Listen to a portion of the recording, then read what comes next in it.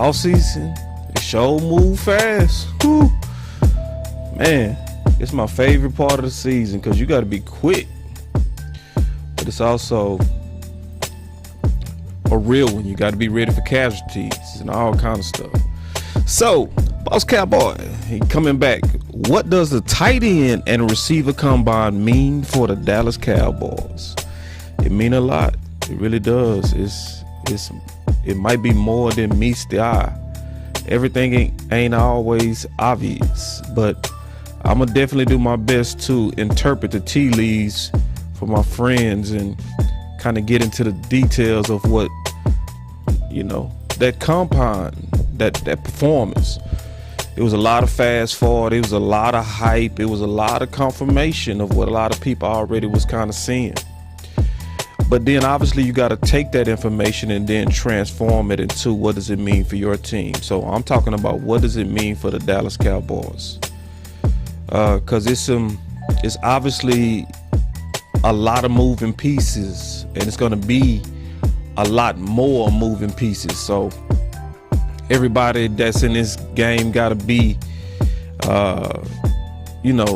prepared to deal with the content that's going to move real fast. So it's a test to all the fans. That's why I say, listen, don't fall asleep on the job. This ain't the time to tune out. This is the time to tune in. This ain't the time to be like, I'm mad at the Cowboys. I'm not going to watch them no more. I'm not going to pay attention. Well, then they go do what they want to do, and then don't say nothing. Don't say nothing because you didn't participate. But for everybody that's participating in this process, then your voice is mattering, and it's going to continue to matter. And they're not going to be able to sneak up on you with all the kind of, malarkey and games and weirdness. So we keeping our eye on the prize here at Boss Cowboy Sports, and we go definitely unravel the tea leaves. So y'all stay put as I work on the Millennial Falcon. That's always first to get the show ready. Let's go.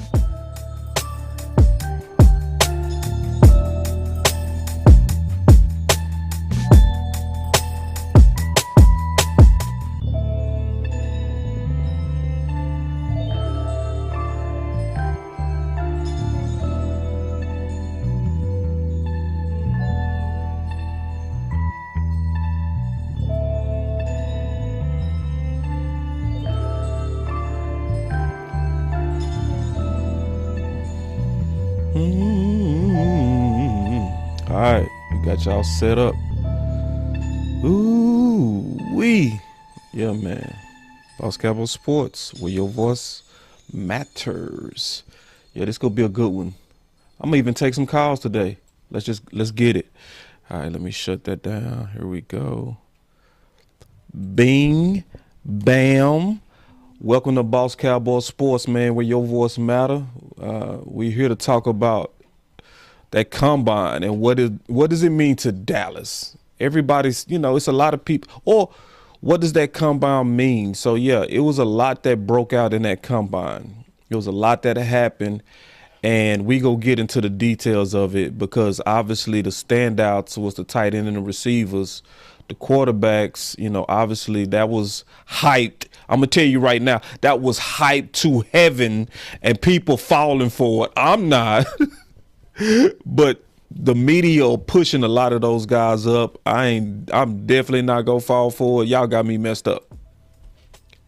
But obviously I want to talk about that combine and what it meant to Dallas. So first, obviously, and always, I want to say hello to the people that's coming in the building. So first, let me say what's up. I see you, William. T Smooth, I see you in the house. Let me get my buttons and all this stuff in here. Yeah. All right, so we got you. So T Smooth, he say, "What's up, boss? What's going on, big dog?" Spoony Dog say, "What's good, boss? What's up, Spoony Dog?" The OG. T Smooth say, "How you doing, fam? Man, I'm doing good. I really am. I'm doing good." And then Mark Anthony said, "Steven will always be Steven Baby Nuts Jones." My boy Big Game James done coined that. That baby nuts go. Ooh, Big F James, boy, you finna be famous behind baby nuts. Cause man, that do sum up Steven, man. It's definitely some baby nuts going on. And then my boy, who Mac Jones say, let go. Yeah. And I say, Boss Cowboy, first the news drop. Yeah. We gonna talk about everything, bro. Quick. George Pickens, yeah, he said, Lamar said, I got shanked by the ball. He said, yes, sir, big bro, boss in the building. Yeah, I'm in the building always. Yeah. So, yeah, we getting ready to talk about this. Cowboys are likely to release wide receiver Amari Cooper by the start of the new league year. Yep. We go talk about it. We go talk about it because obviously even before it broke, I saw us coming. I can show you by my Twitter, bro. Y'all know I don't play with this stuff, man. So I'm going to come back to this, but I saw it last night. I'm going to show you right now. Last night, I said this on the combine. I said, on business, the Jones just got a little leverage from the receiver combine. Cowboy fans would drink the optimism Kool-Aid from the impressive 40 times. So we go get into it. Like, trust me, this is, listen, we don't do surface content. We go really talk real X's and O's here. All right. Yeah, and then Daisy says she's sick about Cooper. Yeah, a lot of people sick. It's a lot of people sick about Cooper, and they should be. They should be. This is something that's a very sick situation. This is something that was calculated. I saw it coming from the very beginning. That's why if you go to my Twitter, the first thing that I pinned on my Twitter, I'm gonna show you that as well. And I said this January 4th, and it played out just like I knew it would. I said Cooper would be attacked by the Dallas local media this offseason, but the real problem is he was always under targeted. So now what we got to do is we got to also, just keeping it real, we better hope that he don't go to a division opponent that also gets a quarterback, because Cooper go take it out on Dallas. And I love, and I ain't rooting for him. I ain't over here like, I hope he get us. No, I don't. I want Diggs to get him, but I also recognize his skill and his talent. And it's a real one. He's a bona fide dog. So I respect my opponent. But getting into the content, and then we go talk about it. We go talk about everything. We go talk about Amari, what happened with the combine and how that affected what's starting to come out right now. Then we go talk about, all the stuff. So my boy Tyrone Church said, Tyrone, oh my God, if this happened, bro, Cooper going to Kansas City. Yeah. And he said still speculation right now. I don't think so. It's speculation, but it's pretty much what it is. It's likely getting ready to happen. They've been laying it up for a while, Steven. They've been laying it up. They've been laying the foundation of getting rid of him for a while. And it's just only so many people can kind of dissect the tea leaves to see it clear. It's even when you dissecting the tea leaves, a lot of people still gonna call you conspiracy theories, because some people got to get slapped in their face by the meat. They got to get slapped. Like, some people can see it coming. Some people got to get totally surprised and shot in their head, So, yeah. And you say it is until it drops. Yeah, it is. It is until it's official. And to your point, Steven, we praying for a miracle right now, because it could be a couple of miracles that could cause them to put the brakes on this diabolical plan. But it would take some miracles. It would take some major car accidents by receivers that you wanted to retain or something like that. It's going to have to be something weird for them to abandon course on the get rid of Amari campaign. But obviously I'm finna get into this content. Y'all stay with me, man, because here we go. So obviously, answering the question that I posed, what does the tight end and receiver combine mean for the Dallas Cowboys? Well, first, we got to look at the news that came out about Blake Jarwin. and the fact that he could miss the start of 2022 season after his hip surgery. All right. So then some people said, well, that helped the leverage of Dalton Schultz. You know, Dalton Schultz, that means we got to retain him.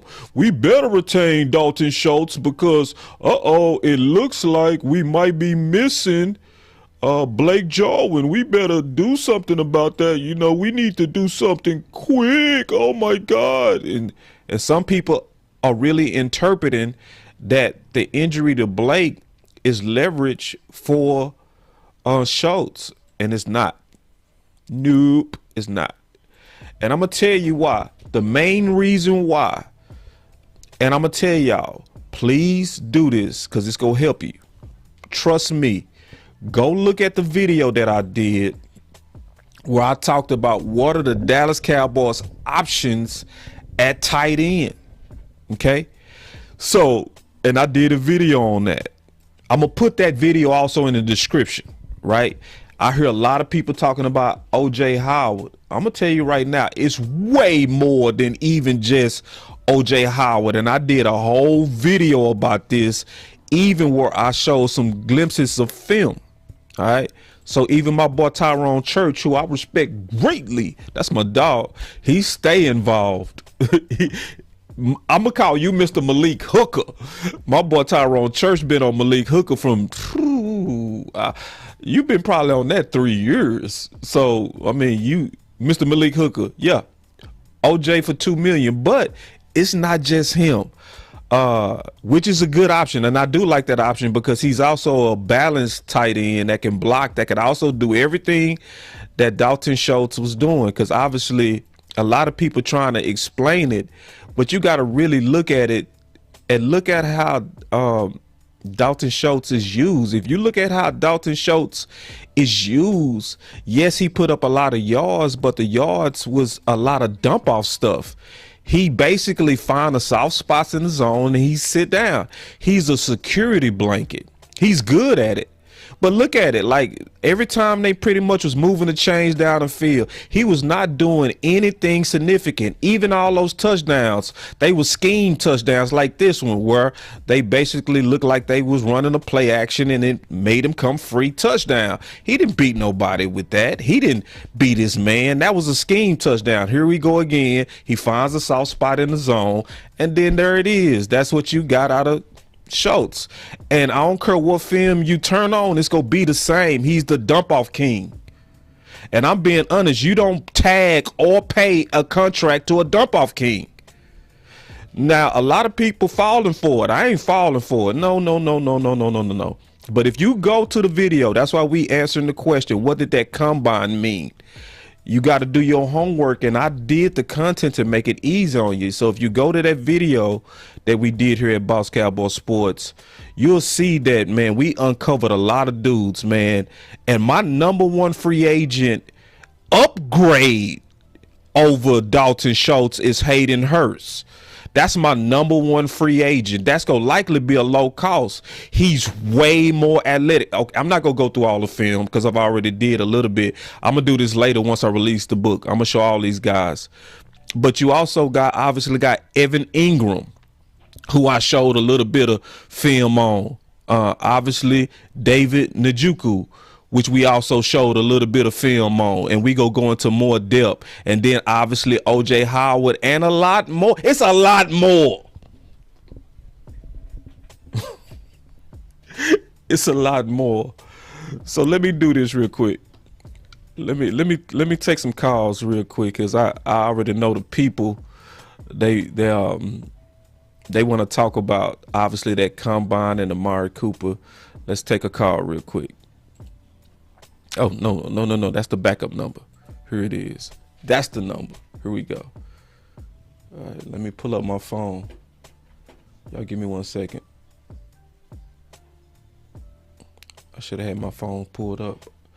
All right, so I got the call line open if y'all want to call in. If you don't call in the next 5 seconds, I'm going to continue to my content and keep it pushing. But, yeah, going back to what I was saying, I don't see nobody calling, so I'm going to just continue. So I'm going to say it like this. even if you look at free agency, what does that combine mean? It means this. That means we should clear the room. And I said that when we did that video on the tight ends. And it's even now more confirmation that we should clear the room. Hold on. We got a call. Hello. Boss Cowboy Sports, where your voice matter. What's up, boss? What's up with it? Who is this? This Lamar, man. What's up, Lamar? Let's talk this ball, man. What's on your mind? Hey, man, look. To be real with you, I want it to stay the same. When you know how, just like what we found Jarwin, we found Schultz. Just keep, if you let them go, you lose Schultz or whatever. Let them go, then keep drafting. But I feel like we need to go get Hayden Hurst. I'm more of a Hayden Hurst just because of the mental health issues and respect he got for Dak. But I just feel like everybody with Schultz is just overvaluing the tight end position. Way more. Like you just showed on your video. Schultz is like that basically because he was a dump off and a safety valve. Yeah. Dump off. You know what I mean? So no, bro. Look. I mean, when Jarwin was healthy, yeah, he had a couple of good games against New York. But other than that, what did he do? I mean, nothing. And then only tight end we ever had that was actually featured was Jason Whitney. He was a featured tight end, and we all understand that. Yep. But other than that, it's just a necessity. You know what I'm saying? Right. Sure. That's how I feel about it. So yeah, I feel like just draft you a little young one. If you want to go in free agency, go get Hayden Hurst. It just because, bro, I don't feel like it don't matter who we get. It's just with the way the Cowboys are being run right now, I don't trust nobody. I don't trust the dude right now. They talking about Amari Cooper. And until it's set in stone, right now he's still on the team. I still feel like they're going to bring Connor Williams back before D-Law and D-Law and Cooper. So I don't know, bro. I really don't. Now, you saying it right. You saying it right, bro. Like, listen, and this is the thing. Going back to the question, what does the tight end and receiver combine? It should give everybody even more confidence that you can empty the room. See, because when I said empty the room, when we did the video before on the tight ends, right, and the tight end options, that was before all the combine numbers, the pro day numbers, all the things that you want to see before you finally check your boxes. Now that we done saw all the official numbers, bro, clear that room all the way out. Schultz and Jarwin.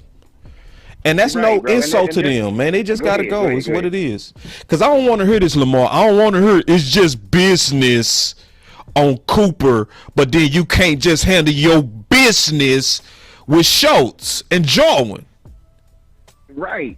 And that's what I'm not understanding. Why are we valuing Schultz and Jarwin more than Cooper when we know that Cooper is the number one receiver? We know that. But we know, and the same way we know Cooper's the number one, we know we got the same production from Schultz, Jarwin, Swain. We can go back how far you want to. All the tight ends gave you the same production.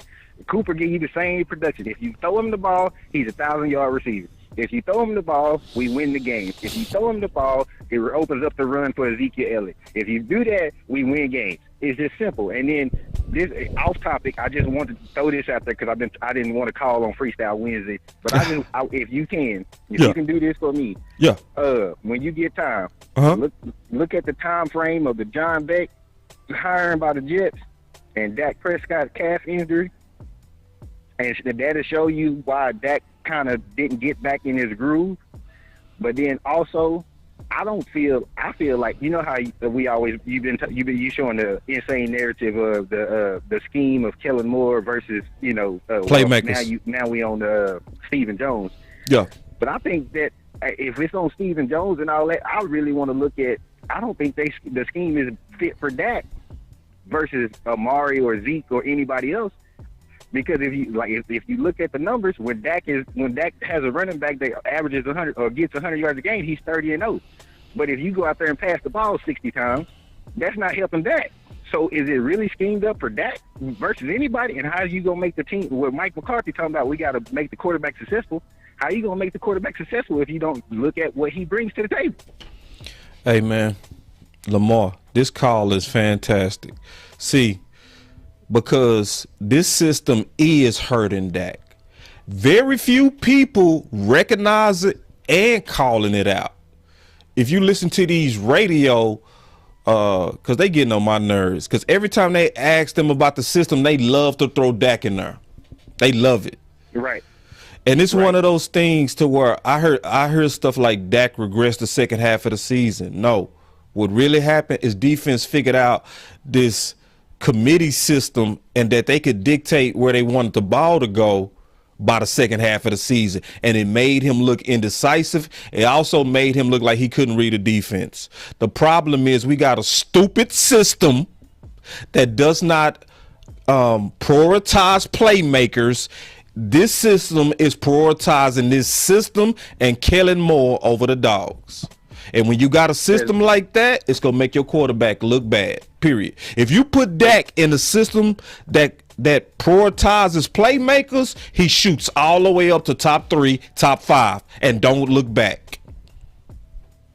Period. Point blank. Period. Right there, bro. Yep. And that's the problem. And that's why I don't listen to nobody else but you, Law. You know, I don't listen to nobody but the YouTubers, bro, because we keeping it real and we trying to find out ways to get fixed without getting rid of Steven and Jerry. Because guess what? Steven knows. Okay, this is my thing. The main reason why the Cowboys ain't won the Super Bowl is because Steven and Jerry can't get fired. Right. Period. Yeah. You know what I'm saying? If you had a job and you know you can't get fired, you can do whatever the hell you want to do. Right. Right. You know what I'm saying? Like what GM? GM? And if you don't perform up to the standards and you get fired, you gonna do some stuff. See, listen. But yeah, bro. What GM can plan 5 years out? Let you get back to another caller, man. No. To call you and just get that cool. off my chest, bro. Cool. All right, bro. Good call though. Enjoyed it, man. Your voice mattered. Right. Man, that was a good call by Lamar. Hey. But to piggyback before I get into the content, what to Lamar's point, what GM can plan 5 years out? What GM can plan 5 years? GMs don't have 5-year plans. They have 2-year, 3-year plans at best. The sense of urgency will not be ever in Dallas to win as long as we have guys that's in charge that don't have a short-term mentality. Because I was getting ready to tweet this. I ain't tweeted yet. I'm going to reveal my tweet because the thought hit me today. I said, this is what Stephen Jones is basically telling us in 2022. He's saying, think about it. This is what he's saying. And then I'm going to get back to this content. This is what he's saying. I'm so concerned with 2024 and 2025 that I'm willing to sacrifice some of my best players in 2022. Think about it. I'm concerned about the window of 2024 and 2025. So I got to cut some guys because I'm planning for 2024 and 2025. That's what he said in his interview. Because he said, I could free up the money. We could restructure these guys and push it down the road. But then that creates bigger problems like later on in the cap.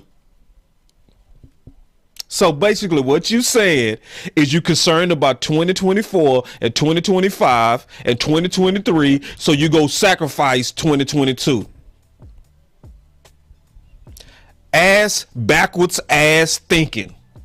So do we know what's going to happen to Dak by 2024-25? Do we know about Zeke's health by 2024-25? Do we know what's going to happen with different injuries and freak stuff that can happen in 2024 and 2025? No. But we know that we closer now than we've been in a while, and he still want to sacrifice now for the future. Boy. All right, let me get back to this content, man, because that shit, I mean, that itself is aggravating just to even hear somebody think like that. None of us know. We don't know if the world go in by 2024. Yeah, I understand planning, but come on, bro. You don't sacrifice now for later. When you got a really good, young, good team now.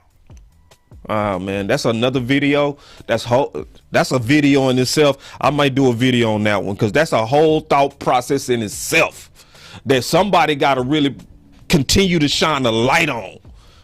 But anyway, getting back to this content, because we talking about what does that tight end and receiver combine mean for the Dallas Cowboys. So basically, just to highlight some of these guys, right? Some of these guys in this combine did their thing, right? So, and I'm gonna just review it. I'm going back and forth on who is my top tight end right now. This is it's tough. Y'all gonna have to give me a minute to get this together. But right now, I'm leaning on Isaiah Likely. Isaiah Likely is the most electric tight end in this draft class. He was a former receiver, and he plays like it. You talking about somebody that will put, and I mean this, write this down, record this day, March 4th, okay? Isaiah Likely is going to be the biggest mismatch in the league as soon as he plays. Write that down. Remember March 4th, Boss Cowboy told you way before it happened. Isaiah Likely will be the biggest mismatch in the league. No linebackers will be able to cover him. I'm telling you. But see, I'm struggling with him or Trey McBride is my number one tight end because Trey, he give me a lot of Kittle vibes. A lot of Kittle vibes. He is one of the most complete tight ends in this class, who also was the featured guy at the Colorado State, so he know how to beat a man. And if you trying to get somebody to replace Jarwin and Schultz, he would be somebody that you could plug right in because he's been featured so much. You know what I mean? He's a very balanced tight end. Very balanced. And what I love about him, he does all the little things right. So, like, what I was watching, and y'all let me know if y'all feel me on this, go back and look at that combine and look how people was attacking the bag on the bag drill, the blocking drill. Man, them tight ends were struggling with that bag. Them tight ends were struggling, bro. But who was doing the little things right? Our own coach kept telling them boys, when that bag push back, you better drive your feet. And when you watching these guys, you got to watch and see who are the guys that you got to just tell it one time to. A lot of those guys was not doing that. That bag was whooping them. But Trey, Trey looked the best on that thing. Trey was the one who drove that bag, and he did it right. He did exactly like our coach told him. He said, when that bag push back, drive your feet. And when you go look at him and you look at Kittle, both of them do the same thing. Kittle, a lot of times, kill bars and finish bars on blocks because he continues to drive his feet just like a fundamental offensive lineman. So I'm so torn between Isaiah and Trey, but I'm leaning on Trey.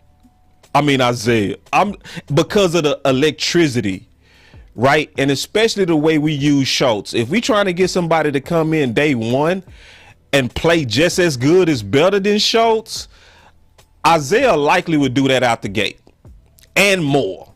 All right.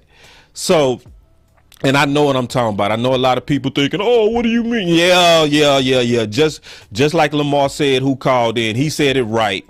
We ain't had no drop off at tight end. We went from Witten to Schwam, kept moving. Schwam then was replaced by Jarwin. Our tight ends kept moving. And Jarwin went down, it got replaced by Schultz, which is telling us that our tight end success is more system related than skill related. And then my boy D Block said, I'm going with Trey. Bro, I'm leaning on Trey. You leaning on Trey? I'm leaning on Isaiah. This a hard one, bro. Y'all gonna have to give me, I ain't too decided. By the time I debut the book, I'm gonna have it down. But right now, I'm not as decisive as I want to be on that yet. I might need to go look at a lot more film to really get it down. Greg had the best competitive combine. What I loved about Greg when I was watching Greg was competing in that combine. Everybody else was almost like they was trying to get through the combine. Greg was competing. We said a lot about him, like he's a major competitor. So his stock grew to where at the end, he might even be my number one tight end. I got to digest these balls just a little bit more. I'm going to be honest. I'm not tight end is hard because so many of them are good. You know what I mean? So I gotta digest him too. And Jelani Woods tested better than everybody. So like this tight end class is real. And then I call Jake Ferguson Whitnish. Now, a lot of people lost their mind when I said that, so let me explain what I mean by witness. Because when you say anybody compared to witness, everybody lose their mind. Oh, he's not a Hall of Famer. He's not a yellow. Listen, I'm not saying that. When I say witness, what made Witten great is he did the little things and all of it good and great. But when he came into the league, he wasn't great at everything. He was just good at everything, and he became great at a lot of the little things. Jake Ferguson got that same type of production if you go look at his film, and he lit up the Senior Bowl. So going back to that question, because it's a simple answer.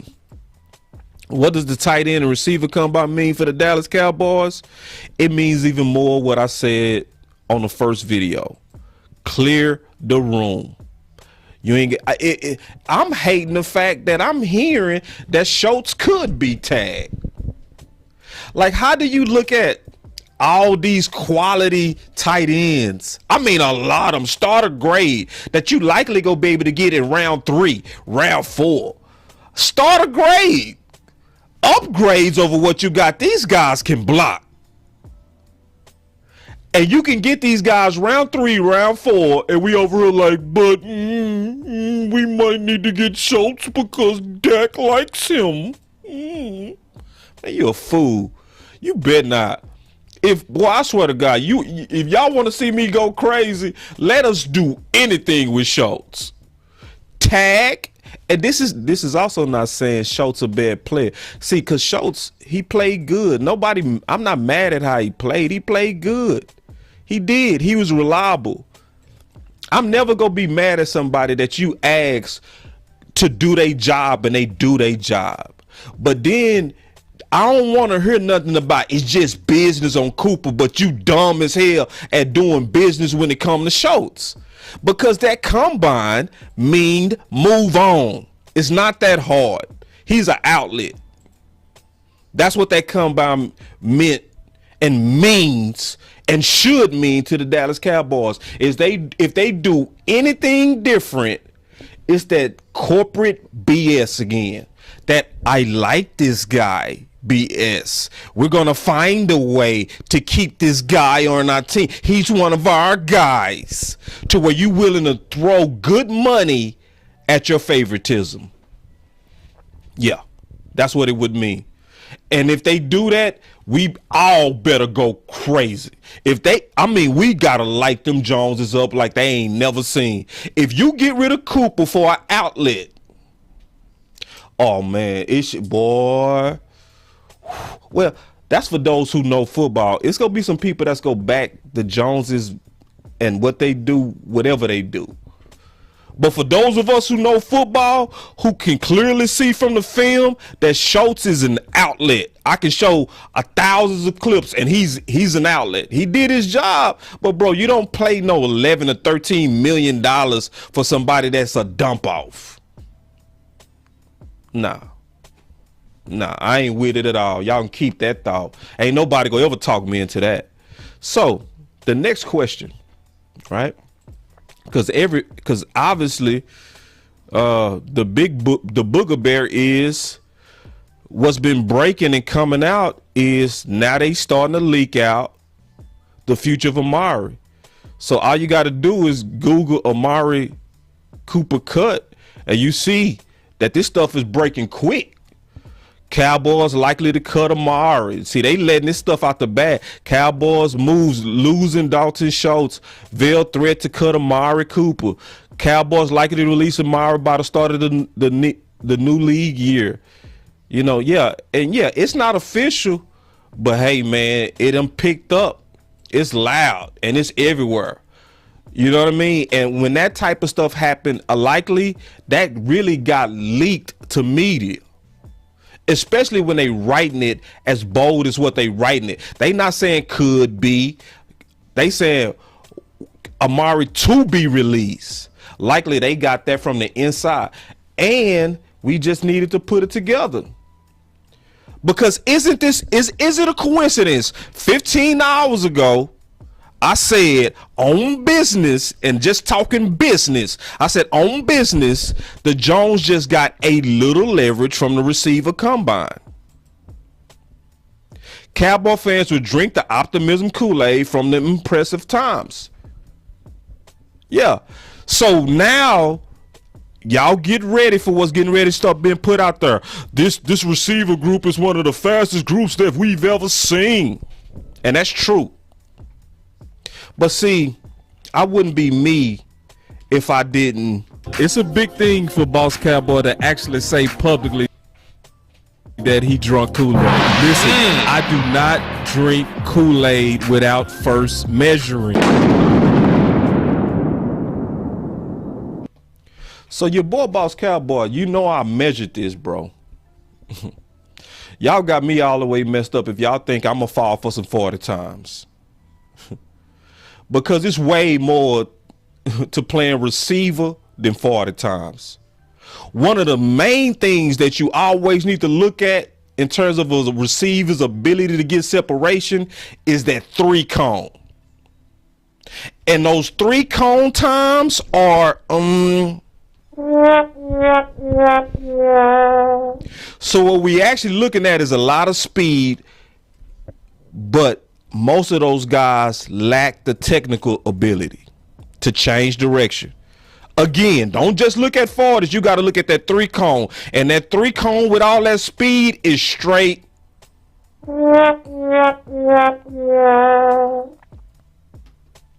Keeping it real. Keeping it real. And see, I ain't falling for it. So the moment those 40s come out, all of a sudden the next day, we're likely to release Amari Cooper because they think we stupid. And I saw it coming. You can see it from my Twitter. I said on business with all these 40s, because the offseason is the time of what I call illogical optimism. And business people like the Joneses like the time when they're going to release information. So they waited till these 40s come out, and then the next day you start getting all these leaks. Amari to be cut. So what does it mean? What does the tight end receiver combine mean from the Dallas Cowboys? It hardens, and I'm just being honest, it hardens the Joneses even more to do what they've been wanting to do, and that's get rid of Cooper and go with receiver by committee. Yeah. They are all in on receiver by committee. Yep. My boy Rome in the house. Rome, I'm finna call you, dog. I'm gonna call you right now, bro. You finna get in this show, big homie. Yeah, here we go, Rome. You ain't gonna come in the show like this and think I ain't finna get you in, big dog. Hold on, I'm finna call you right now. Hold on, Rome. Shoot. and let's tell me if you can't, bro. If you at work or something, I won't call you. But I know my dog Rome, bro. Rome go hard, so I gotta get my dog in. Hold on real quick. Give me 1 second. Let me, cause I got your number saved. Give me 1 second. Listen, man, y'all be patient, bro. This the homie, dog. This the homie Rome, bro. So y'all be patient. All right, Rome. Let me know if I can call you, bro. If I can call you, I would call you right now and get you in this show. I'm finna call you anyway. Hold on real quick. Cause I know he mad. My dog. Mad Rome. That's my favorite stuff in the world, man. When I see my boy Rome mad, listen, cause Rome don't get mad. If Rome mad, oh, it's bad. Cause Rome don't get mad. He Mr. Optimist. Calling you right now, big dog.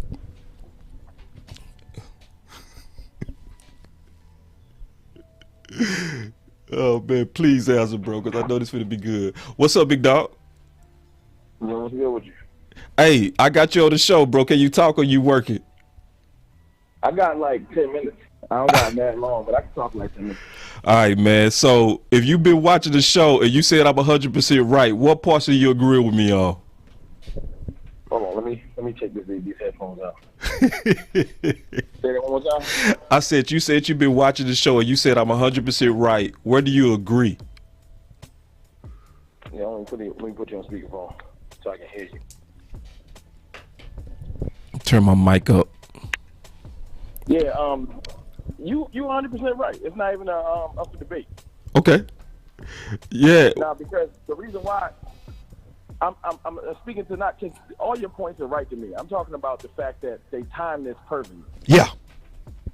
They timed They waited until them 40s. And can you hear me clearly? Yeah. Yes. Yeah. They waited until the perfect, like, if last night's excitement was underwhelming, they would have kept waiting. Mm-hmm. You know what I'm saying? If it was underwhelming, but because of those 40, the irony is the 40-time guys that who they would be able to target, like some of the names that everybody's been fishing around, like Olave and stuff like that. We're not getting them. Mm-hmm. But they just want us to feel like we getting them. Mm-hmm. Now, I've been the captain of me, you, and most of the content creators in the Cowboys world. We already came to the terms that they was going to release Cooper about a month ago. We ain't happy about it, but we already know what was coming. Right. We know it. We always brace for impact. We're not thrown off by what's going on. Not thrown off at all. Mm-hmm. That's why lately you've been seeing me on this Treylon Burks train. Yeah. It's not just because I think Treylon Burks is better than Amari You just Cooper. moved on. That I gotta fix because I already know he gone, so I gotta hopefully find ways to fill that humongous void that's about to be left. Right. As much as I was going to jump out there and make a video, and then I really had to step back and say, I got to let this marinate for a minute because I don't know how to feel right now because even though I know it was coming, it's like now that the reality is setting in, I'm trying to just think of the best thing to say. That's why I haven't made a video. but the essence of what's going on is this, man. I have complete faith in Amari Cooper. Not Amari Cooper. I do have faith in Amari Cooper, obviously. Mm-hmm. I have complete faith in CeeDee Lamb. I do feel like he can take a step. Yeah. That doesn't still mean that you get rid of another number one receiver. Right. Like look, put it like this. Whenever I end up in agreeing with Colin Cowherd, the world is wrong. Colin Cowherd just did his show. He leaves his show with certain segments. So, of course, he leads the Cowboys because Cowboys news is big news. First thing he says is, I don't agree with this Amari Cooper thing. I think it's a bad idea. And I'm like, whenever he even saying it, he don't even like the Cowboys. Yeah. Yeah. You know what I'm saying? And the reason why he's saying it is like the Rams are finding a way. They said they're going to bring back Odell Beckham, Robert Woods, Cooper Kupp, and they got them rookie receivers. The Rams is like, nah, we need weapons. The Bengals like, nah, we need weapons. Like, teams that have had success are loading up weapons. And we're the one team that's like, we can probably get by. Right. So, even I would have wanted Burks or Moore or somebody, even if we kept Amari Cooper. Right. I do want the weapons. Ooh. Oh, man. You know what I'm saying? Let's make it difficult for us to be dealt with. We dealing with ourselves. Let's make it harder. Like one of the things I live by the most in life. I tell my daughters this every day: work smarter, not harder. Yeah. And the Jones family and the Cowboys front office, for some odd reason, want to work harder, not smarter. Right. You know Oh, what I'm saying? Yes, there's possibility that the wide receiver by committee could possibly work. There's a world where that works, probably. You know? yeah. You funny. Maybe an alternate universe where that works.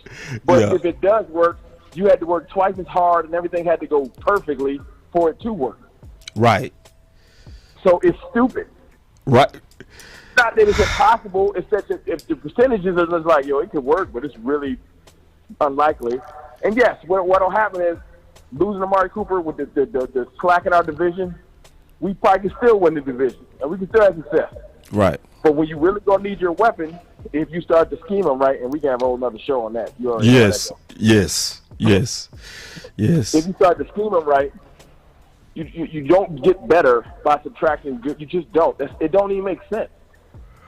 Yeah. We not positioned for war.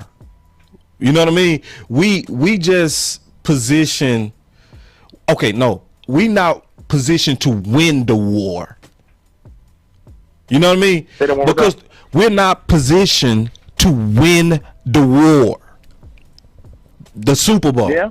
We positioned to win and get in the playoffs, but we are not positioned to win the whole thing. You can't get rid of dogs, meat dogs, and then have cats. So, No, you're right. It's just confusing, man. Well, you know what though? Let me take that back. okay. It's not confusing for people that are kind of in the know. Right. This isn't confusing. It's infuriating. It's frustrating Yes. because as you know, you see it coming. Yeah. You know what I'm saying? So let me make this one thing before I jump off here. This one point. I want everybody to know, everybody that's listening, everybody that come across this later, to know this one thing. There's a big difference between being negative about the Cowboys and acknowledging the frustrating reality of what's going on. Yeah. All right? Because you know me, I'm one of the most positive Cowboys fans you're going to run into. Yep. But yeah, the But real I'm just here is to just lie. right. This ain't a good move. No. Even if I come out here next week and say, even if we get Treylon Burks and he turns out to be great, it still was a dumb move to move Amari Cooper this year. Right. There's a difference because he still would be a rookie trying to catch up to a seasoned veteran. You feel me? Yeah.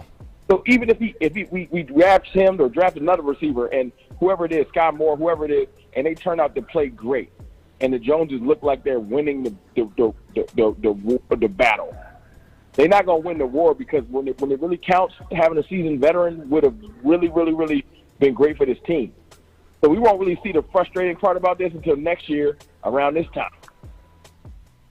You feel me? We're going to have to wait. It's going to be a slow bake because initially, with the talent that I feel like that Dak has within himself and some of the talent we still have left on this team, initially, we're going to look good on offense.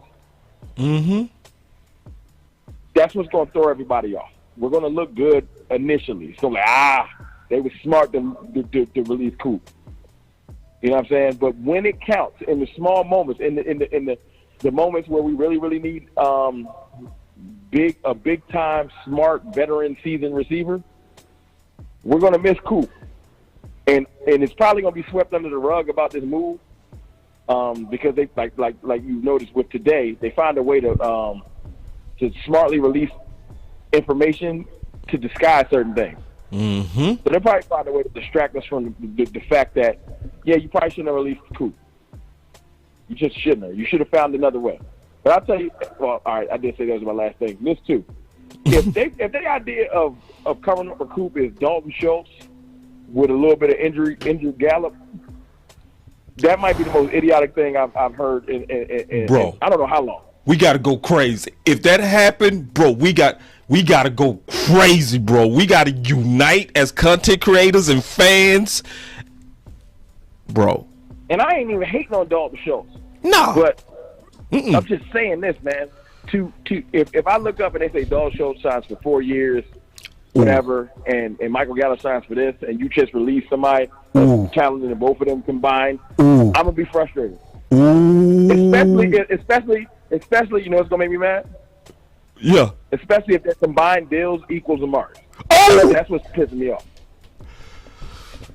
If their combined deals equal $20 million a year, $21 million a year, I'm gonna lose my mind. So if you get Gallup on a discount and Schultz on a discount, I don't care. Them two aren't equal to Amari combined, and I ain't hating on Gallup. No, he's just not Amari Cooper. No, bro. So no. you take your chances with a veteran tight end, and you get one out. That's what I talked about yesterday. You get one out the draft. You get a veteran tight end on a league minimum that can do Dalton Schultz's job. You get a young rookie to groom, and you keep Amari Cooper, and you let Michael Gallup walk, and that's just how this got to work. It's that simple. It's that simple. I've never talked to you, and I said the same thing, bro. I on my 10-minute break. All right, bro, we gonna wrap. Thank you so much for helping with the content. I'm already showing people where they can find you, big dog, but let them know where they can find you, bro. Hey, bro, just text me on the side. We'll lock in on the regular time. Okay, let's do it. All right, big dog. Appreciate you, bro. All right, G. I'm gonna go back to listening, though. I'm gonna keep on. All right, that was Cowboy Fans Talk. All right, G. That was Cowboy Fans Talk. Romy Rome and the Rome Dog. Man, first of all, my man got some excellent knowledge and common sense and a lot of humility. He's a very likable guy, and he's somebody that has true passion. And I don't know why people call him positive. I just think he's one of the real realists, because a lot of times when people call themselves realists, they say, I'm a Cowboy fan, but I'm a realist. You're really a pessimist. But when he say he an optimist, he really a realist. Like, he's somebody to me that calls balls and strikes the right way. You know what I mean? Where he's a half full type of guy, glass type, but that don't mean you an idiot. He's no way at all, no way an optimist to where he's crazy. So now I cut for Mr. Wrong with Cowboy Fans Talk. That's why I wanted to get him in real quick, because I knew his perspective was going to be fresh. But going back to what I was saying, man, on just, answering the question of the combine, right? Answering that question of that combine and what does it mean for the Cowboys. As you can see, Rome jumped in and gave some good input, and it's right around the same lines. A couple of things that I'm gonna point out, though, right, is the receivers and receiver by committee could work. It could work. But see, this is the thing, and I'm gonna be all the way honest. Now with what the Dallas Cowboys are doing, that's why I'm saying, what did that combine mean for the Dallas Cowboys? I'm going to tell you what it's telling me. We better focus on Hip and Quinn, because I don't trust receiver by committee to take us all the way. I trust a great defense with receiver by committee to take us all the way. I don't trust this system. No, we've seen this system in big games. We know what it is. We know what it is. We know this system looks good versus New York, versus the Commanders, the Washington know-nothings and nobodies, and the little Giants. Oh, we know it's Dak will be sitting down by the fourth quarter in this system. But when that talent equals out, it's a totally different ball game. When that talent equals and then the coaches got to then battle each other because the athletes are close or equal, I ain't trusting no receiver by committee, and I ain't trusting Kellen Moore Trojan horse. Nope. The side of the ball that got the least amount of politics and the best coaching is our defense. So I'm going to tell you right now, I'm going to go ahead and reveal some of the major parts of my book before I release it. We better be loading up even more on that defense. All this, we need a guard, we need a receiver and all that. Okay. Yeah, we do. But the priority stuff better be on D. Because, see, they are going full-fledged all the way into insanity. That's what we're looking at. That's why I'm answering the question. What does that combine mean to the Dallas Cowboys? It means that they going full-fledged into insanity. They go ignore all the Hall of Famers. All the Hall of Famers said, man, what's up with Kellen Moore? Why don't he just simply target his best guys? And then we heard Stephen Jones himself say in an interview, and they asked him directly, they said, why didn't Amari get those targets? He said, the system. The system. He said it. Now, people go call us conspiracy theories anyway. They go, even though they done said it out their own mouth, they go still say, oh, you guys are being conspiracy theorists. Why would the Joneses intentionally not target Cooper? Because they betting on the system. Yeah. So now we can win it though. I do want y'all to know we can win it. I don't want y'all to put y'all heads in the toilet. I don't want y'all to stop listening and just stop being Cowboy fans. We can win it. What we doing as content creators is letting you know what's at stake and what's in front of us as barriers to winning it.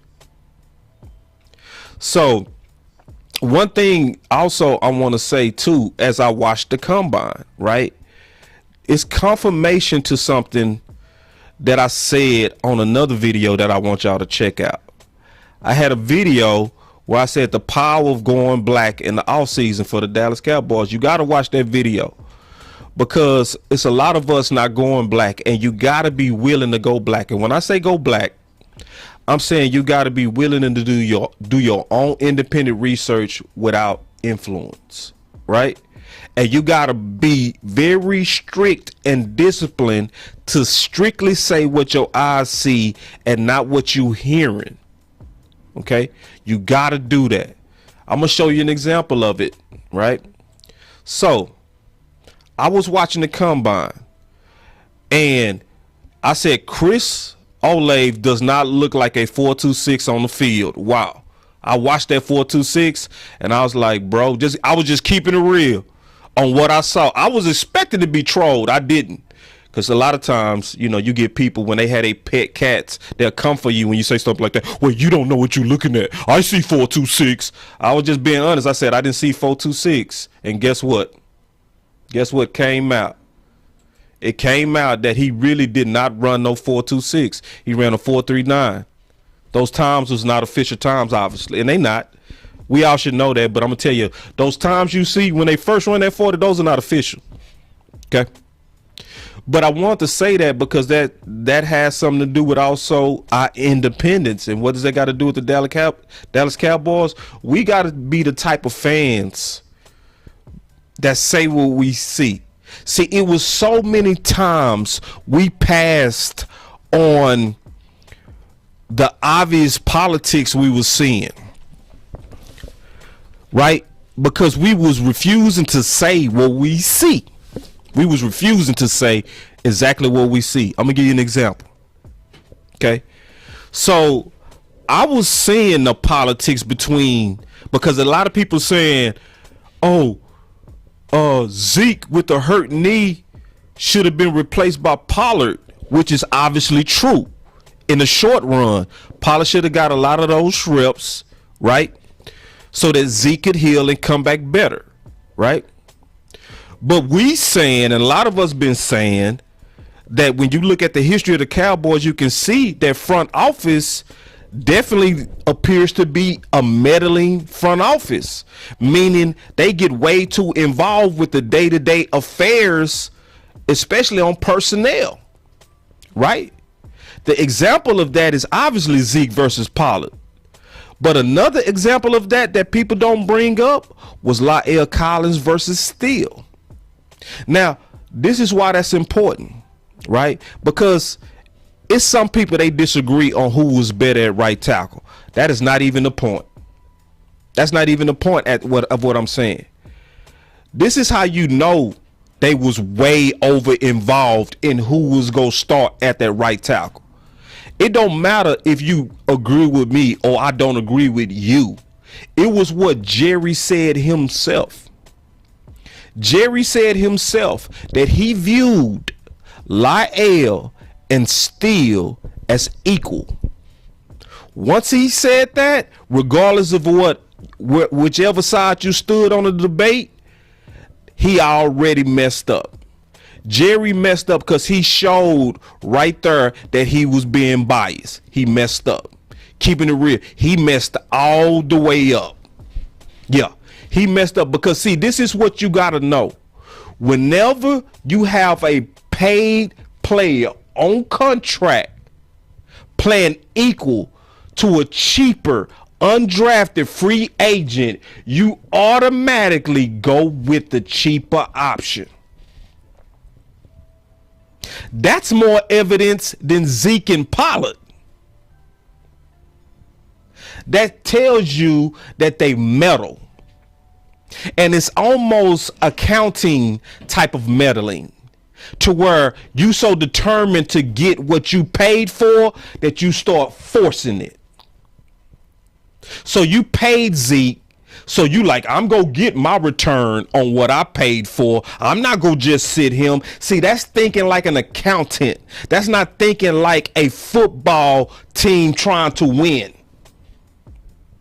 I paid Lyle, so he's gonna play that right tackle. So a lot of us, when we was watching the Raiders game and we saw them alternating right tackles, all of us was like, what? Like, what? Like, when does that happen? Like, when do you, in a game, rotate tackles? Right. Yeah.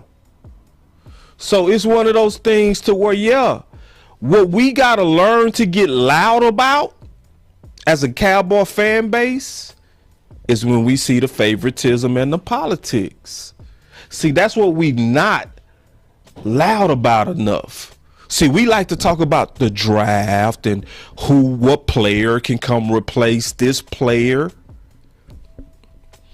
We not gonna win no Super Bowl based on talent. We had the most talent last year. We was ranked number 1 on offense. We was ranked number 1 in turnovers. Both of those combined should have been a straight run all the way to a ring. It should have been a straight run. Like, boop. We lost to a team that had to squeak in the playoffs with a trash quarterback. And we clearly had the most talent. Yeah. And see, yeah, and I'm telling you, so so answering the question one more time, I'm gonna take a call. What does tight end and receiver combine mean for the Dallas Cowboys? Well, it should mean that Schultz should be gone. If Schultz come back, we operate in favoritism. It's too much against Schultz. As much as Schultz played good, I'm sorry, Schultz, I'm sorry. You are not a Hayden Hurst. You're not. You are even not a Evan Ingram. You are not a David. If you take all of them and put them in our system, they're going to do just as good or better. And you got the weight of a cheap, because we can even pick more tight ends. Those are the cheap tight ends that are also Marshall's tight ends, former great tight ends. I ain't even show the other tight ends. I'm just saying these guys fit Stevens' criteria. Cheap, value, free agents with former greatness. They already fit. So you didn't want to pay Cole Beasley. You let him go and you went and found Cobb, who was just like these tight ends. The exact same profile. Formerly great, trying to rebound into greatness through Dallas. And then when you add that to the tight end, to the tight end draft class, oh yeah, Bosch. I mean, the situation alone should send Schultz on. It should be bye-bye. Yeah, that's what that combine should mean. That combine also mean, and greatly showed, that we have premeditated to get rid of Cooper. Now, some people ain't gonna go for that. They're gonna be like, "Oh, that's a conspiracy theory. That's a conspiracy theory." I don't think the Jones operate like that. I don't think. No. I still have hope. Okay, fine. Believe what you believe. I ain't gonna be mad at you, bro. Believe that. But when I look at the timing, because how do I keep being so perfect on my predictions? Just so perfect. I said yesterday, just on business, the Jones just got little leverage from the receiver combine. Cowboy fans will drink the optimism Kool-Aid from them impressive times. And the next day, the very next day, Cowboys likely to cut Amari Cooper. Once they got a little bit of leverage from those optimistic 40 times, they ran with it. Oh, boss, it's a conspiracy theory. Boss, this channel is full of conspiracy theory. Well, go to another channel that's gonna feed you popcorn. Okay, because this channel is gonna stay on facts and truth, and we go really discern the tea leaves. The reason why you call it tea leaves is because it's not exact. If you need somebody to hit you in your face for you to know that it's a fight, it's too late. All right, let me take a call. I was in the barber shop. I'm gonna tell y'all something. I'm gonna take a call. But see, this is what I gotta say for all those people that like to call me the OC, Skywalker, Big Game James, Law, conspiracy theorists. Wrong, right? J Tuck. For all of you who call us conspiracy theorists, this is what my barber said, and I'm gonna start saying this. You can show a blind man anything, and you can tell a deaf man anything. It won't matter because they can't see and they don't hear. But if you opening up your eyes, you could potentially see. If you open up your ears, you could potentially hear. But if you choose to be blind, they gonna just do anything to you. They can be waving they booty in your face and fart. You could be like, some smell. Is that something in the air? No, they farted in your face. Boss Cowboy Sports. Hey, what's up, boss? What's up? Oh, B-Bird. What's up with it? Hey, nothing much. It's B-Bird again, man. Oh, yeah, I know. What's up? Okay, so one of the things, too, I want to ask you, name another GM or pro personnel that when they draft a guy, already planning on how they're going to replace him. And so what I'm saying is Steven has the time to be able to draft a guy that already is planning for what's going to happen whenever he comes up for his big contract. Like Micah, he's already planning that. Other GMs don't get that opportunity because they get a guy and they're trying to win now. Why? Because we got to keep our jobs, man. Right. But this guy has a long-term plan. It's almost like a business, and it seems to me what they're trying to do is, hey, we want the cheap talent. We just want to rotate them in, and we're going to do this for the next 20 years and stay competitive. What they want to do is stay competitive. They're not trying to win the whole thing. Nope. They want to stay competitive, stay in the news, keep that stadium filled, keep those jersey sales high, and things like that. They're not trying to win a championship. They just want to be in the conversation. Yep. Exactly how I see it now, too. Facts. Yeah. It's no GM that can do that. It's no GM that can come in here and say, hey, I have a 5-year plan on how we go win a Super Bowl. They're going to be like, you're not our guy. We trying to do it in 3. Yeah, and so other people have shown that it does not take that long, you know what I'm saying, to do it. But our approach is so different. Like, if you're trying to win now, if you have a GM in there right now that this is his 3rd year, he's not getting rid of Amari. He's saying, man, look, I got to win. And this guy gives me the best chance to win. And not only am I not going to get rid of Amari, I'm going to add to that. Why? Because we need all we can. This is an all-in type year.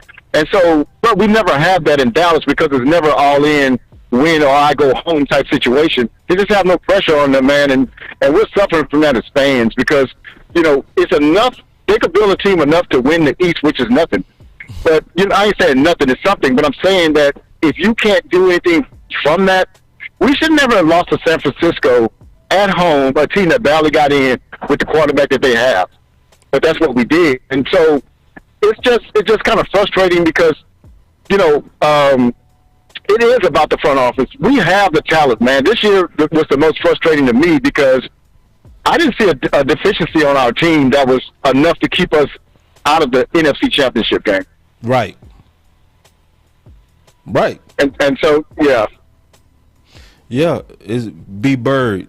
I mean, facts. It's one of those things. This is the only thing we can do, B Bird. What we need to do is continue to share the content from people like me, people like Sky, because that's why I called in to Sky the other day, because I was listening to him in the morning, and it's not that many people that focus on culture. It's just not. It's not that many podcasters. Everybody want to talk about this player, that player. It's like, I'm gonna do that because you gotta do that. That's a part of what we should do as content creators, because to not focus on that is to also quit. So I'm not quitting, but I'm not just focusing on that. You know what I'm saying? Yeah. So correct. we gotta have the balance of the players that we need to get, as well as the culture we need to have when those players sit down in our house. Well, one thing I would say is I look at our roster right now, and when we talk draft, and I know I did hear you repeat that the other day on Sky Show that I don't even want to talk draft and free agency. The reason why I don't is because I just don't see, like, if we had our team last year, I mean, we were good on safety, good at best of the league at wide receiver personnel wise, got a quarterback, running game, got two good running backs. Offensive line was in flux, but it wasn't because we didn't have talent. Linebackers, we had Micah, and we had another linebacker that we probably could replace. But it just wasn't anything glaring that I felt that we need this year that's going to put us really over the hump. That's why, it's hard for me to talk personnel, and it's easier for me to talk, culture and these Joneses, because what they do is the thing I think too, man. I want to just pivot here a little bit. Mm-hmm. I think really, and I'm gonna say something, man, that's gonna sound offensive, but it won't be to YouTubers. Most of our fans just not that intelligent. They buy all the stuff that the Joneses set out. They get out and they start leaking stuff before they do it, just to kind of get you ready for it and all that kind of stuff, like the Maori stuff. They've done that before, and then they drop it on, and then let's go through 105.3. Everybody's buying it, like, Maui is making 20, this, that, but they don't look at his utilization, like you pointed out. They don't look at, and I really think that, and if somebody don't believe it, they're wrong, but I actually think the Joneses do get in there in those meetings. We saw it on that Amazon special where Jerry's in the meeting. Yeah. But the thing is that they get in there and they say, hey, look, we want to target CD. We want to target all these other guys. Why? We're not trying to get Amari's numbers way up there because it'll be harder to let him go. You know what I'm saying? Yeah. And so I think they do things like that. I really definitely do, because it's no way, again, if you say if somebody says they don't make personnel decisions, well, why is Zeke starting? Why is Collins out there? That's not a coaching decision, man. That's a front office decision. Yes. Especially when he said, I see them as equal. B. Bird, you play ball. As a senior at Galveston Ball, if a freshman came in that was better than you with more upside, what would happen to you? Yep. Right. They go bench you, as they should. See, when my coach told me that in college, he was basically saying you got to be way better than them youngsters we bring in. Being just equal to them, we gonna go with the younger guy, because that means he got the room to actually be better than you if we give him the reps. So that's the number one that showed me that it was the financial meddling of front office that made them decide to have certain players over other players. Yeah. And then people treat that. I don't know why they treat that like they don't get that. Oh, this is conspiracy. And you right. Let me say this, B. Bird. You right. I'm not gonna say that the fans are not smart. I'm gonna say a lot of fans don't see it. You know what I'm saying? They not as plugged in as me, as you. You know what I mean? So you plugged in, correct. You listen to the content, me and you go back and forth, and everybody with the other content people, to where you can't run that game on them. We too We know our history too well. We know the details too well. The casual fan, the everyday working man that just go buy a shirt and a hat and support the Cowboys, they falling for it. So the only way we can get them to wake up, that's why I be telling people, you gotta share good content. We gotta share. When Skywalker went hard, I called in because it was like, support him. He fighting, he shooting, he trying to enlighten people. They not hearing him. Fight with him. You know what I'm saying? And I jumped in the fight with the dog because it's like he's trying to educate people that don't know. You know what I'm saying? So let me help. So the way that you help and everybody else help is hit that share button, hit that like button, put the content out there to where one of those fans that don't know will actually hear the content and be like, damn, bro, I never even thought about that. Now, some people go be kiss butts, don't matter what. They go just suck up to Jerry and Steven and they go be able to fart in their face every time and say it's the win. But for those who really want the truth, they go rock with it. Well, one thing I was going to say too, and I'll let you go after this, man, because I got to move. But I think Steven deals with analytics, right? And what he sees is that he thinks in his mind like, hey, if this guy here is, I'll give you a 90, I could pay a guy that's 80, rating a little bit less. But what you end up doing with that is just getting a mediocre team. Yeah, you'll have money and you'll be efficient. But at the end of the day, you need players. And what that is these guys don't know how to pick players, man. Hey, but look here, I'm going to let you go, man. I was just calling to holler at you about that. Get that off my chest, man. I'm going to continue to listen, man. Share the content. Thank you, B-Bird. I will, bro. Yeah. All right, that was B-Bird, man. B-Bird be bringing that fire, bro. That's why I love our Cowboy fans. We got the best in the world. We really do. We have the best fans, and I do want to tell everybody, it's hard to be optimistic right now. I get it. It's hard to be optimistic right now. But what would you tell the Cowboys if they was playing and they was behind? You know what you would say? Don't quit.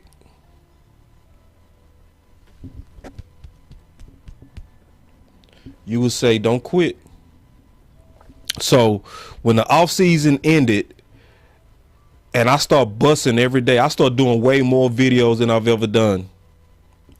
It's because I feel like I see the problem, which is the biggest problem of our season is the system versus playmakers. To me, that's the biggest liability. That's not liability. That's the biggest risk to us winning 6.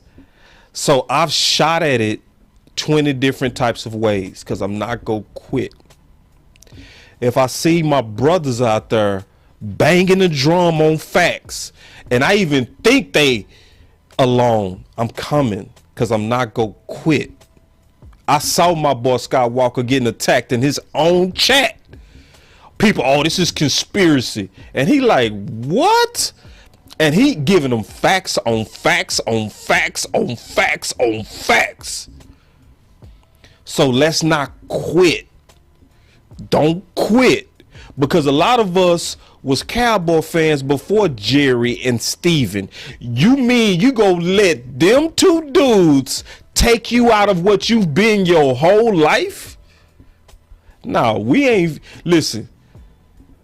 No, it ain't finna be no quitting.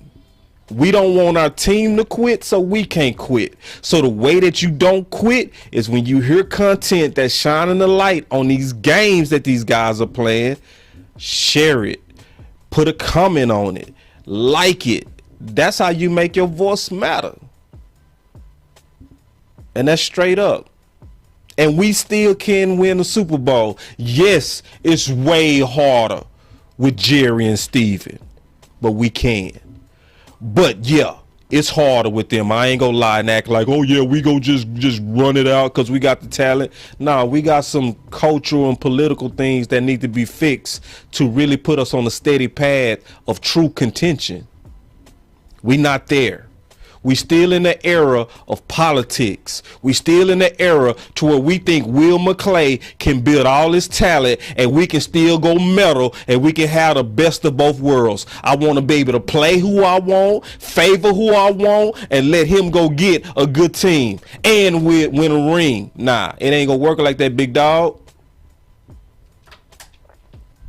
No, you ain't gonna win no big games when you got favorites anywhere. It can't be no favorites nowhere on the field. Because didn't y'all notice that all the favorites was the liability in San Fran? Oh, did y'all not notice that? I noticed it. I noticed that all the guys who was getting the favor was the guys who got hit in their nose. Because we really needed the best guys out there. We didn't need the favor guys or the highest paid guys. We needed the guys who earned it. And I'm going to tell you the main reason why San Fran hit us in our nose. For years, they don't play politics. For years. Matter of fact, before Jerry even bought the team, he was talking to San Fran about how to have the right culture. And what they told him as the most important advice, they told him, don't get too close to your players. Because it's hard to cut them once you get a relationship with them. And he talked about a tight end. And he said it was a tight end that I got close to and his wife. And every time I walk by him, he looks me dead in my eyes. Because he knows he's on the bubble as a tight end. And I'm going to cut that guy. And I hate how I'm going to feel when I do it. So don't do it, Jerry. Don't get too close to your players. Ask yourself, did he follow that advice? Go look at the history of San Fran. They had Josh Norman starting, who was a higher paid guy, who ended up being a starter at the end of the year, a rookie. Would Dallas have done that? Okay, Alex Smith, remember him? He took them to 2 NFC championships. 2. We ain't sniffed the NFC championship in 26 years. He took them to 2 back to back. It was a young quarterback with an afro out of Nevada that didn't even start yet. They was 5-1 when they bitched Alex Smith for Kaepernick. That's a fact. And they went all the way to the Super Bowl and was hot. Because, see, this is what the Jones ain't figured out. When you play favorites, that demoralizes your whole team. Because what it communicates is, well, I ain't got no shot unless I'm favored. So why should I give it my all? But if you in an organization to where you see, okay, still, he was undrafted, he put in the work, and he got rewarded, it might happen to me. So your whole scout team go up, your whole second team go up, your third team, and your starters play harder because they know they can lose their job. But not in Dallas. As long as we've paid you, or if we bet on you, you're our guy. Yoga fire. See, that type of BS is going to have us still wanting and thirsty for success that we not going to never see until these guys stop running this organization like it's corporate America and start actually running it like it's a football team where it's based on competition, not predetermined ends. Predetermined ends. They already predetermined. I don't care what none of y'all say. They already predetermined that Cooper was going to be gone in 2022. You can tell that's why they under-targeted him. I don't care what nobody say. Because Cooper himself said, I know during the week when I'm going to be phased out in the game plan based on what we doing at practice. And you telling me ownership and in front office paid this man $20 million, saw the lack of targets and said, well, that's our system. This is how it go. But for Zeke, you was like, we paid him, you better use him. With Lyle Collins, you said, we paid him, you better use him. But with Cooper, you was like, we paid him, but you ain't got to use him. Oh, okay. So we supposed to be really foo-foo in this mother. Yeah, we supposed to be dumb. We ain't supposed to see what y'all doing. Now, some fans don't. Some fans really don't. Some fans really over here thinking this is conspiracy theory. Some fans really think Cole Beasley was just talking. Yeah, go ahead, bro. Go ahead. Go ahead and really believe that this front office just really is just trying to do the right thing, and Cooper just so happened to not be the receiver that he was in the past. Sure, guy. Sure. Yeah, you can smell that fart and let them call it win. Nah, I can see. So I can see them booty cheeks, and I can see that that it was a horn sound that came from booty cheeks. You farted in my face. Now you let them fart in your face, but I don't let them fart in my face. So yeah, that combine told me a lot. So to answer the question, what did that combine tell me? Shit. We the same old Cowboys, and we gonna need a lot of luck and a great defense to win it.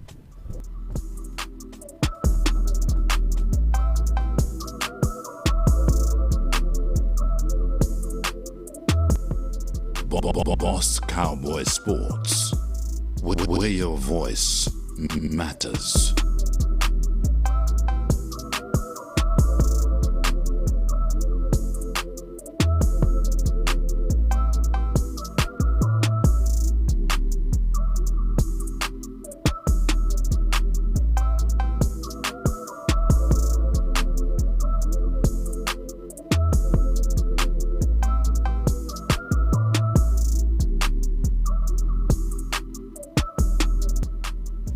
Boss Cowboy Sports.